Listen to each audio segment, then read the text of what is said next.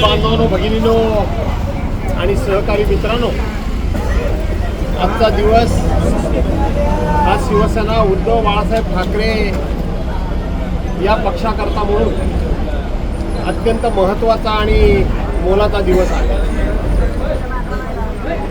12 जिल्हा परिषदेच्या निवडणुकांचे निकाल हे आता झपाट्यानं आपल्या सर्वांच्या समोर येत आहेत आणि त्याच निकालापैकी आपल्या उमरोली जिल्हा परिषद गटाचा निकाल हा देखील आता जाहीर झालेला आहे.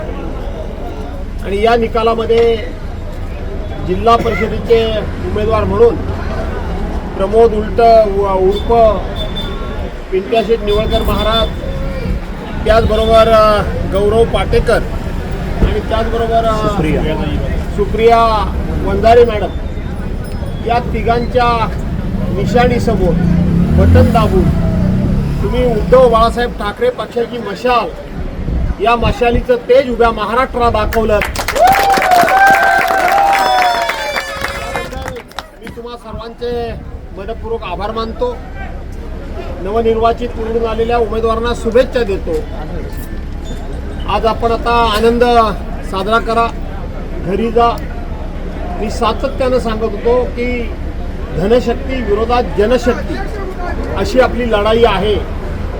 त्याचा अनुभव तुम्हाला आला आणि ज्या वेळेला जनशक्ती एकवटेल, जनशक्ती एकत्रितपणे, सांघिकपणे आणि एकमेकाच्या हातात हात घालून विश्वासानं उभी राहील, त्यावेळेला ही धनशक्ती हरल्याशिवाय राहणार नाही असं मी सांगत होतो आणि तुम्ही त्याप्रमाणे ही धनशक्ती हरवली. त्याबद्दल तुम्हा सर्वांचं मी अभिनंदन करतो. तुम्हा सर्वांना मी धन्यवाद देतो.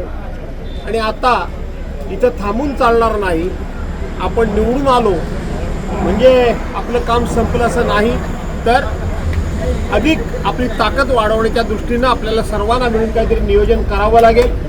अनेक ठिकाणी असं झालेलं आहे, खेडसारख्या ठिकाणी असं झालेलं आहे की आमचे उमेदवार निवडून आलेले आहेत, परंतु जाणीवपूर्वक रिकाउंटिंग, फेर मतमोजणी जाणीवपूर्वक घेतली गेलेली आहे.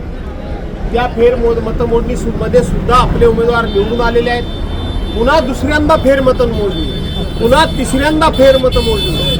नियमामध्ये एकदाच फक्त फेर मतमोजणी करता येते, दुसऱ्यांदा करता येत नाही. आणि म्हणून आजही ज्यांना असं वाटत होतं की आमचा एकही उमेदवार निवडून येणार नाही, त्यांना शेवटी ही फेर मतमोजणी करून सत्तेचा दुरुपयोग करायचा आहे. त्याचा सुद्धा फटका आपण सगळी मंडळी घेतो आहोत. पण तरी देखील त्यातून एक म्हण आहे की सत्य परेशान होता है लेकिन पराजित नहीं होता. सत्य परेशान होईल परंतु पराभूत नाही होणार. म्हणून असे सर्वांनी पाठीशी खंबीरपणे उभे राहा अशा प्रकारची विनंती करतो. पुन्हा एकदा नवनिर्वाचित या उमेदवारांना तुम्ही निवडून दिलं त्याबद्दल तुम्हाला धन्यवाद देतो आणि नंतरच नवनिर्वाचित निवडून आलेल्या उमेदवारांचं अभिनंदन करतो. जय हिंद, जय महाराष्ट्र.